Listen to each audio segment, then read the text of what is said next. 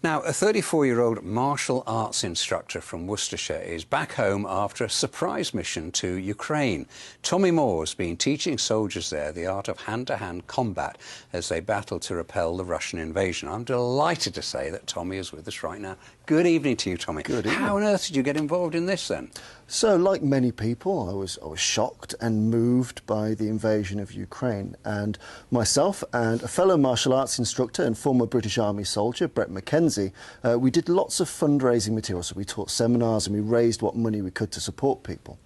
And we got in touch with a charity called Vans Without Borders that are moving material, aid, supplies from the UK in all sorts of vans, a bit like a kind of Dunkirk operation, a small fleet of vans full of materials. And by doing so, they get in contact with lots and lots of members of the Ukrainian military, and they've basically shared some of the deficits in their training, some training that they needed support with. And very luckily, it's the kind of things that Brett and I did. So, as you can imagine, with Ukraine, there's lots of urban environments. It's very built up, and there's also dense forested areas. So combat can get very, very close. And Brett and I already do lots of training for the police and other armed forces. So when you got out there and you were giving them this hand-to-hand training, how difficult was it? Because they didn't speak English, did they? They didn't speak English. They had wonderful translators that did everything they could. And I have to say the work ethic of Ukrainians were phenomenal. They were willing to try their hands at everything. They used every inch of time that they had with us to learn as much as they possibly could. These guys were volunteers? They were volunteers. They were the best of the best. So they were a special forces unit, and their job would be to cascade what we taught them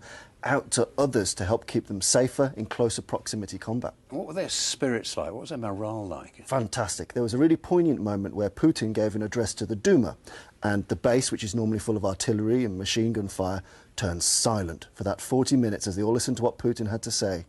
And then it came to life again, and you could see just the resolute determination of the Ukrainians to fight and keep going. And these are just normal guys. They want to live normal lives, and they're pushed into this extreme circumstance. But their morale, their training, their work ethic was phenomenal. And as soon as Putin said his piece, they were on it. And just briefly, with hindsight now, how do you feel about the whole experience for yourself?